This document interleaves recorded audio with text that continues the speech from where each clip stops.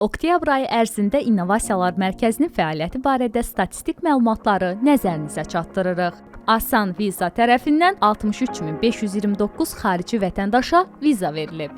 1 saylı, 2 saylı və 3 saylı Asan kommunal mərkəzlərinə oktyabr ayı ərzində xidmət almaq üçün ümumi olaraq 50.888 vətəndaş müraciət edib. Bilim Bakı mərkəzi tərəfindən oktyabr ayı proqramı üçün qeydiyyatdan keçən 2037 şagirdə 6 laboratoriya üzrə 96 saat dərs keçirilib. Mərkəz tərəfindən 320 şagirdin iştirakı ilə 3 tədbir təşkil edilib. Bilim Quba mərkəzi tərəfindən oktyabr ayı proqramı üçün qeydiyyatdan keçən 252 şagirdə 5 laboratoriya üzrə 73 saat dərs keçirilib. Mərkəz tərəfindən 106 şagirdin iştirakı ilə 4 tədbir təşkil edilib. Ümumilikdə Bilim Azərbaycan mərkəzləri tərəfindən 2715 şagird təlim və proqramlara qatılıb. Asan İnnovativ İnkişaf Mərkəzi tərəfindən 700-dən çox işgüzar şəxsin iştirakı ilə 25 müxtəlif mövzularda təlim, ustad dərsləri və workshoplar keçirilib. InnoLand İnkubasiya və Akselerasiya Mərkəzinin xidmətlərindən 40 startap yaradlanıb. 30 startap mentor xidməti, 20 startap isə konsultasiya xidməti alıb. Həmçinin mərkəz tərəfindən 24 sayda webinar və təlimlər təşkil olunub.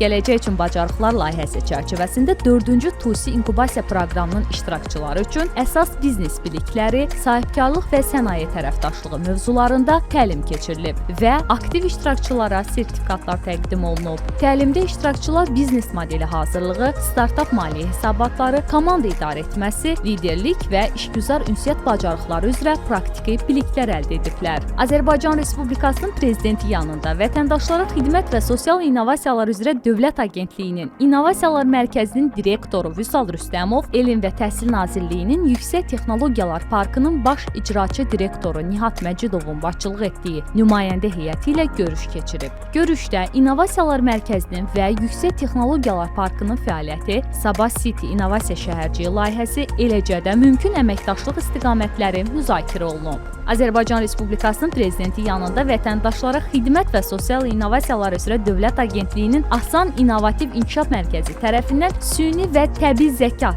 debat görüşü təşkil olunub. Məqsəd sürətlə inkişaf edən süni zəka texnologiyalarının insan yaradıcılığına, düşüncə tərzinə və təbii zəkaya təsiri barədə geniş müzakirələrin təşkili olub. Tədbirdə Dövlət Agentliyinin sədri Ülvi Mehdiyev iştirak edib. İnnovasiyalar Mərkəzinin Gələcək üçün Bacarıqlar layihəsinin demodeyə hazırlıq mərhələsi çərçivəsində Bakı Ali Neft Məktəbinin komandalarının layihələrinin ilkin dinlənilməsi baş tutub. Asan Xidmətin Bilim Azərbaycan Mərkəzinin DNAP texnologiya proqramının 1-ci məzun günü keçirilib. Tədbirdə Dövlət Agentliyinin sədri Ülvi Mehdiyev, Türkiyənin Azərbaycandakı səfiri Birol Akgün və Elm və Təhsil Nazirinin müavini Kənan Kərimzadə çıxış ediblər. Layihə rəhbəri Ahmet Köse proqramın nəticələrinə dair hesabat təqdim edib. Qeyd olunub ki, 2022-2025-ci illər üzrə məzunlar müxtəlif yarışlarda uğur qazanıblar. Tədbirin sonunda şagirdlərə diplomlar təqdim olunub. DNAP proqramı 6-14 yaşlı uşaqlarda elm, texnologiya və innovasiya marağı artırmaq məqsədi daşıyır və Bilim Bakı və Bilim Quba mərkəzlərində həyata keçirilir. Həmçinin İnnovasiyalar Mərkəzini ziyarət edən müxtəlif xarici ölkələrin dövlət qurumlarının nümayəndə heyətləri mərkəzin və tabeli struktur bölmələrin fəaliyyətləri ilə tanış olublar. 2 ölkə, 11 qonaq. Beləliklə, fəaliyyətimizlə bağlı statistik məlumatları sizə çatdırmağa çalışdıq. Hələlik!